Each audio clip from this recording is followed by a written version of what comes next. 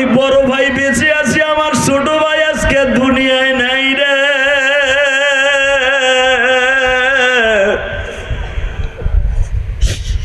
আমি একদিন কবরে চলে যাব, আবার কবরের লতা পাতায় ঘিরিয়ে ফেলবে, মাটিতে আমার হাড্ডি গুলো খেয়ে ফেলবে, আমার খবর কেউ নিবে না।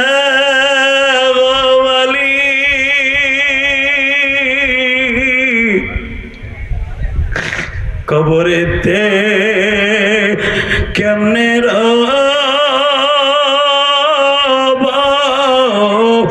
একা পড়িয়া বন্ধু বান্ধব কে হই সঙ্গে যাবে না। যুবক বাইরে প্রতিদিন তোমার মতো কত যুবক গাড়ি অ্যাক্সিডেন্টে মারা যায় গো ভাই, কত প্রবাসী লাশ বাংলাদেশে আছে প্যাকেটের মতো করিয়া, কত ঢাকা থাকে কত যুবকের লাশ আসে বাবা অ্যাম্বুলেন্সে করিয়া। যুবক বাইরে হতে পারে এই মাহফিলটা তোমার জীবন আমার জীবনের শেষ মাহফিল, শুধু চোখের পানি ফেলায় কান্দ।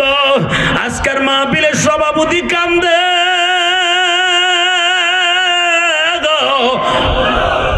আগামী বছর মাহফিল হবে, এই সভাপতি আর সহ সভাপতি হতে পারবে কিনা জানি না, তার আসনে কে বসবে তাও জানি না।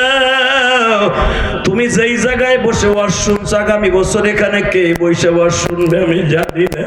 শুধু নিজের মনকে বুঝে বলো, মন রে আমার যদি 4 জনে কবরে লইয়া যায়, ওই মাটিতে এমন জোরে চাপ দিবে আবার এক পাজরের হার আর এক পাজরের মধ্যে ঢুকে দিবে, এমন কোন বান্ধব নাই আমার ওই মায়ের ফিরাইতে পারে। ও জামালপুর শেরপুরের বাইরা তুমি আমার মাওলারে দেখে দাও, ইসলামপুরের বাইরা, বক্সিগঞ্জের বাইরা, ঝগড়াছড়ের বাইরা, তুমি শুধু মনকে বুঝায় বলো, গরমের মধ্যে বসিয়া বসি ওয়াজ শুনতাছি, আহারে বাবা এই গরমের মধ্যে টিকতে পারি না, কবরে কেমনে থাকবো, জানালা দরজা বিহীন করে, আর একটা ইলেকট্রিসিটি একটা বাতির ব্যবস্থাও নাই। মালিক তুমি আমার নুরি নুরান্বিত করে দিবে, আমার নেক আমলগুলো আল্লাহ তোমার কাছে এইটাই চাই। দুইটা হাত বাড়াই আমার মাওলারে জোরে একটা আল্লাহ বলে ডাক দাও তো ভাই, চিৎকার মেরে দাও, ডাক দাও, হাত জোরে দাও, ডাক দাও, ডাক দে যুবক, ডাক দে, হে যুবক ভাই ডাক দে। ওই যে নাবিস অর্থাৎ দুধের সাথে ওই যে তালের রস মিশাইয়া খেজুর ভিজাইয়া এরপর ওইটারে কড়া করে খাওয়াইলে শরীরে এমএসটা বাড়তো, শক্তিটা বাড়তো। তাবু সামা বলছে ভাই আজকে একটু বসে একটু ওইটা খাওয়া দাওয়া করি।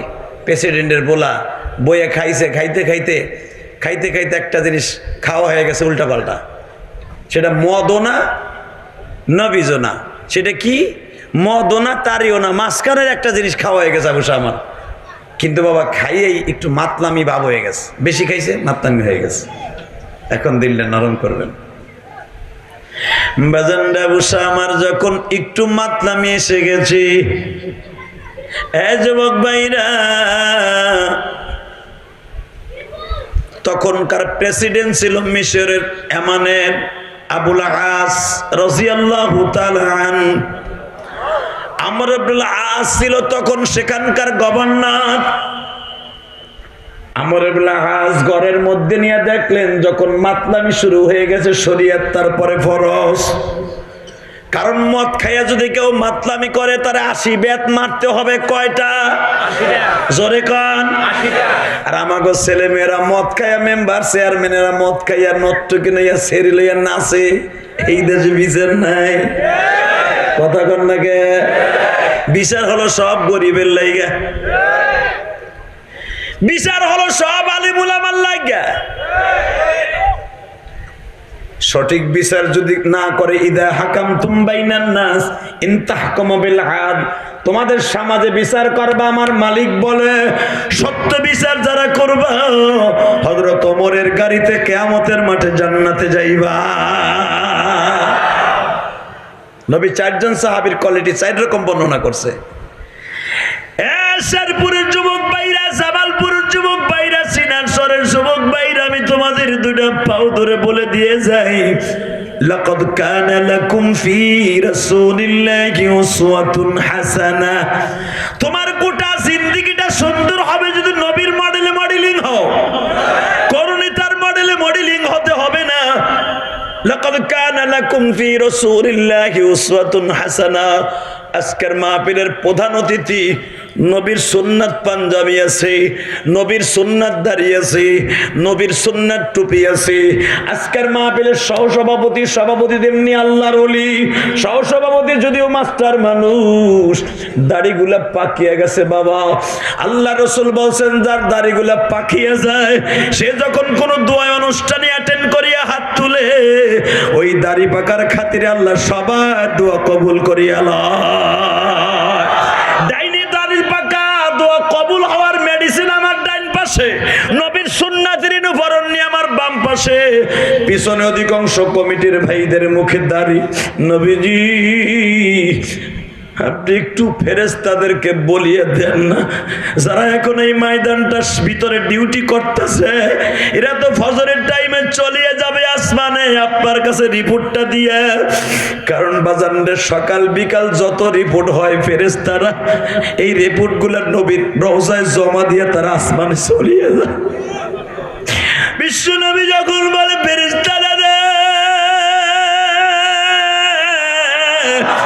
তোমরা সারা পৃথিবীতে ছড়িয়ে যাওয়ার সময় ডিউটি যখন থাকবা তখন তো আমার কাছে দেখা করে গেছো, যখন ডিউটি শেষ করে তোমরা আসমানে যাবা আমায় নবীর সাথে একটু দেখা করে যাবা। আমি একটু চাইয়া চাইয়া দেখবো সিনার সরের কোন মুসলমান আবার কথা শুনে কাঁদছে, আবার কথা শুনিয়া কে তাকবীরের ধ্বনি দিয়ে আসমান জমির কাঁপাইছে। কারণ এই কোরআনের জন্য আমি নবী দাঁত ভাঙছি, এই কোরআনের জন্য আমি নবী এই এতিমখানা মাদ্রাসা প্রতিষ্ঠার জন্য আমি নবী নিজে পেটে পাথর বাঁধছি। উহুদের মাঠ থেকে আসার পরে জীবনে কোনোদিন গোশত চাবাইয়া খাইতে পারি নাই। ও আবার জামালপুরের বাইরা আপনাদের জানা আছে বুখারীতে আছে কিতাবুল মাগাজি, মা আয়েশা সিদ্দিকা বলেন আমি আমার নবীকে নরম নরম গোশতগুলা পাকায় দিতাম। আমি উহুদের যুদ্ধে আসার পরে আমি ছোট্ট মানুষ, আমি আয়েশা নবীর কাছে পেয়ালার মধ্যে যখন গোশতগুলা সাবমিট করলাম, আবার নবী গোশতগুলা গালের মধ্যে সাবানি দিয়ে গাল ধরে বয়ে রয়েছে। আমি আয়েশা বললাম নবীজি গোশত কি তরকারিতে ঝাল হয়ে গেছে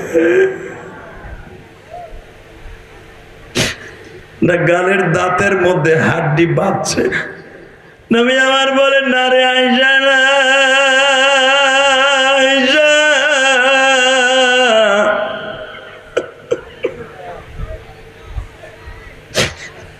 তোমার পাক খুব সুস্বাদু হয়েছে রে আয়েশা, কারণ তোমার মা আমার শাশুড়ি উম্মে ফাজল, আমি জানি উম্মে আব্দুল্লাহ হলো তোমার মা। তোমার মা যখন আমার দোস্তানি ছিল তুমি তখন আমার ঘরে বিবাহিত হও নাই। আমার আয় খাদিজা যখন আমার ঘরে ছিল আমি মক্কার ভিতরে সবার বাসার পাক খাইতাম না। আমার ক্ষুধার তৃষ্ণা লাগলেই তোমার বাবার বাড়ি যাইতাম, তোমার মা এমন ভাবে গোশত পাকায় দিত আমি নবী মজা করে খাইতাম। আমার খাদিজা জীবিত থাকা অবস্থায় তোমারও তো বিবাহ করার নাম নিশানাও ছিল না। আয়েশা আমার আল্লাহ যদি ঘটকালি না করতো জীবনও আমি তোমারে বিয়ে করতাম না। আমার নবীরে আসাদুর নারী লুবি কষ্ট, আমার নবী সেক্সুয়ালের কারণে বিয়ে করছে এই তোহমারটা দিস না। আমার নবী জীবনে যতগুলা বিবাহ করছে একটা বিবাহ নবী সেক্সুয়ালের কারণে করে নাই, যৌবনের লালসায় করে নাই। নাস্তিকের বাচ্চারা আমার নবীকে দিয়ে আল্লাহ বিবাহ করাইছে, আমার এই নবীর কেউ গালি দিলে জ্যানটা পুঁতে ফেলবো, জ্যানটা পুঁতে ফেলবো। কে কে রাজি আছে আল্লাহকে দু হাত তুলে দেখায় দাও মুসলমানের উপর।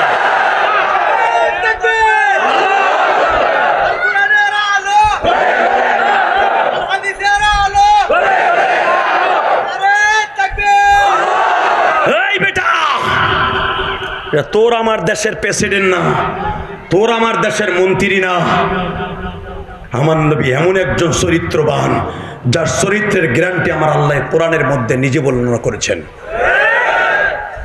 ওই নবীর তাকবীর আসতে দিবা, লুলো হইয়া মরবা, গলা ফাটাইয়া মাজাটা টান করে বাবা এইভাবে গুল্লি দিবি তাকবীর, জমিন কাঁপায় দিবি, তোর আওয়াজ ফেরেশতারা ফজরের সময় বিশ্বনবীর রওজায় দিয়া তারপরে আসমানে চলে যাবে।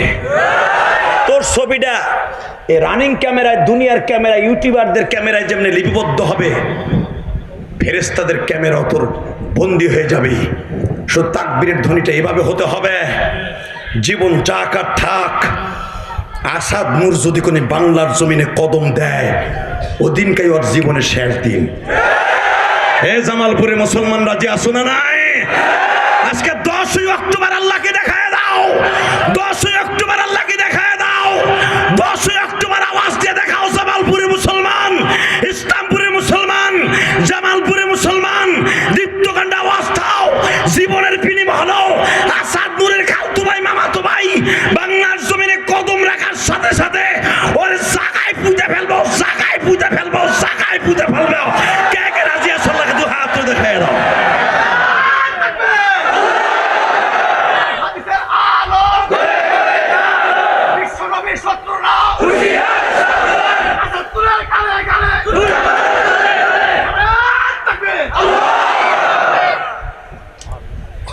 এই মুসলমান, আসাদ নূর তোমার নবীকে কি বলেছে জানো? 1 মাস আগে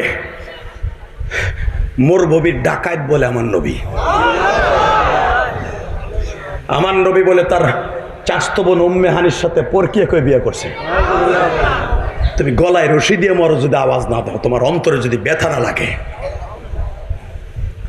দুনিয়ার সব বেঈমানগুলো হাসতে পারে নবীকে অপমানের কথা শুনে, আমরা আলেমরা কোনোদিন জীবনের বিনিময় হলো এটা মেনে নিতে পারি না।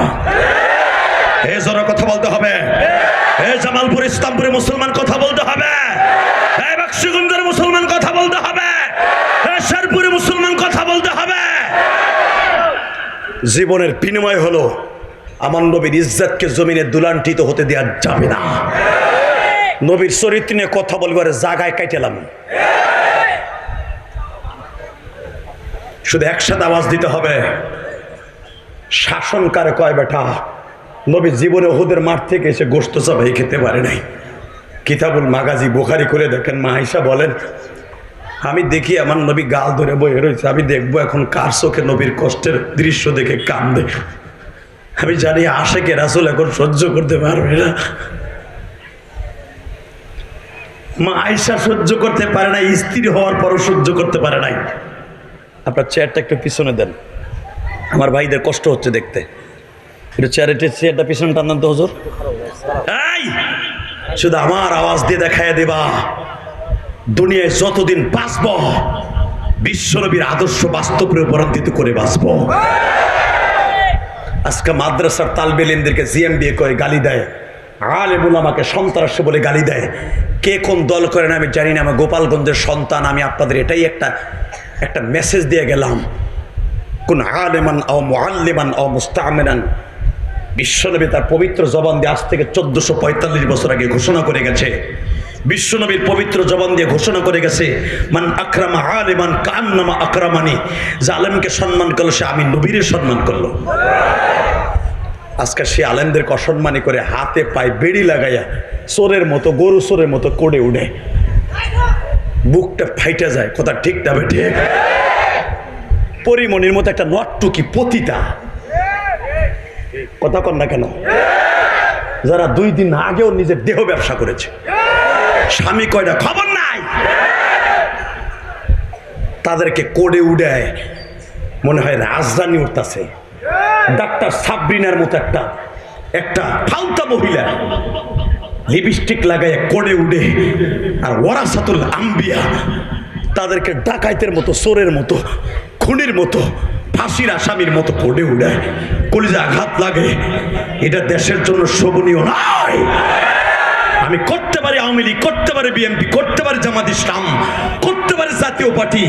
আলেমদের এই দুর্দশা দেখে কলিজা আঘাত লাগে, এটা সবাই জানে। কষ্ট হইতেছে? স্টেজের পিছনে পোলাপান কথা বলে, থামাই দেন। এই মুসলমানের বলে আবার আওয়াজ হতে হবে, জীবন যাক আর থাক, বিশ্ব নবীর আদর্শ জমিনে থাকবে। আমি থাকবো না, নবীর আদর্শ থাকবে। মা আয়েশা বলেন, আমি দেখবো আশেকের রাসূল এখন কয়জন আছে। বন্ড গমতা আশেকের রাসূল দরকার নাই, সত্যিকার আশেকের রাসূল গলা ফাটাইয়া জীবন দিয়া যৌবন দিয়া নবীর ইজ্জতকে জমিনে টিকায় রাখবে। কষ্ট হইতাছে তোমাকে, মাইকেলা বইয়া বইয়া ঘুমায়, তোরে গরম পানি মার মোমাগা। তুই নিচে বহ, নিচে বহ, পিছনে তো বাইরে দেখতে পাচ্ছে না, তোর মাথার উপর দিয়ে বহ নিচে, ঠিক আছে না? এটা গোপালগঞ্জের জিনিস, বুঝি তো কোন জায়গায় কি লাগবো। এটা কি খুশি হয়েছে, হাসি কি বাবার বাবা, এমন হাসিতে বউ জীবনে দেয় নাই। বউ এত চেষ্টা করে তরকারি পাকাইয়া, ভালো ভালো তরকারি দিয়ে একটা হাসি দাও না, কি গোড়ার ডিম পাকা হাসি দেওয়া নেই। আর দেন খালি চেয়ারটা সরাইছি, কি হাসি, কি দাঁতে একটাও ভিতরে নাই। এটাও একটা ইবাদত, জোরকান মারহাবা। কিছু কিছু জায়গায় আছে হাসলেও সওয়াব আছে, কিছু কিছু জায়গায় আছে কানলেও গুনাহ। যেরকম ভাবে যদি কানলে আল্লাহর কাছে পছন্দ না, কান না সেখানে কানলে আবার গুনাহ কোন জায়গায় দেখাই দিই।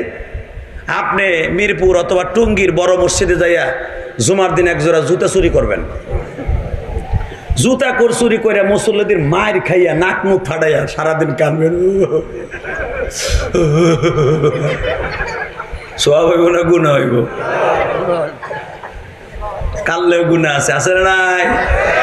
আবার আপনি ওয়াজের ভিতরে বসে আলহামদুলিল্লাহ হাসবেন, কিন্তু হ্যাঁ করে দাঁত বের করে না, মুস্কি হেসে দিবেন, ইনশাআল্লাহ তাআলা দেখবেন এই হাসির ভিতরে, প্রত্যেকটা হাসির ভিতরে আপনি সওয়াব পাবেন ইনশাআল্লাহ। বলেন ইনশাআল্লাহ। আল্লাহু আকবার জোরে বলেন তো দেখি।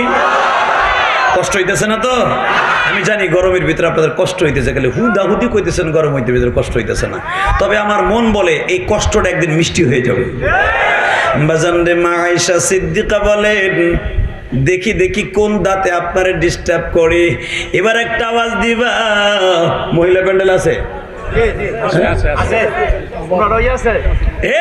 মা যারা আমার কথা কোন শুনছো গো মা, স্বামীর কষ্টে যেই মহিলা কষ্ট অনুভব করিয়া জীবনে একটা দিন স্বামীর গলা ধরিয়া মা আয়েশার মতো আদর দিতে পারবে গো, মা আয়েশার গাড়িতে ওই মহিলা জান্নাতে যাবে। যখন দেখলেন আমার নবী মুখ ধরে বসে আছে, কষ্ট অনুভব হইতাছে, মা আয়েশা বলে দেখি দেখি দেখি কোন দাঁতে আমার কলিজার নবীরে কষ্ট দিতেছে। তাকাই দেখে আমার নবীর নিচের দুইটা দাঁত ভাঙা দাঁত, এই দাঁত দুইটা নবী গাল দিয়ে বয়ে রয়েছে। ও আয়েশা, আয়েশা, এই দাঁত দুইটাই আবার কষ্ট দেয়।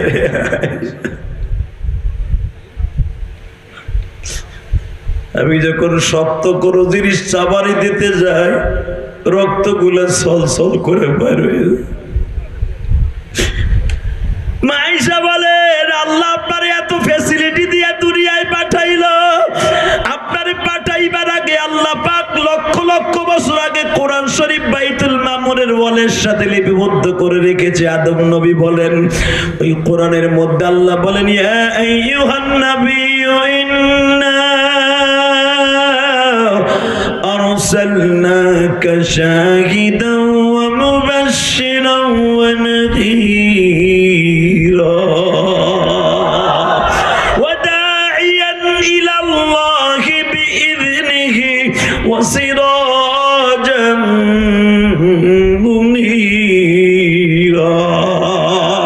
ফালা ওয়া রাব্বিকা লা ইউমিনুনা হাত্তা يحكموك فيما شجر بينهم ثم لا يجدوا في أنفسهم حرجا مما قضيت ويسلموا تسليما وإنك لعلى خلق عظيم।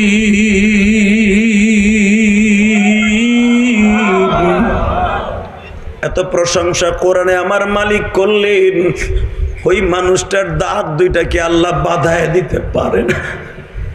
এখনকার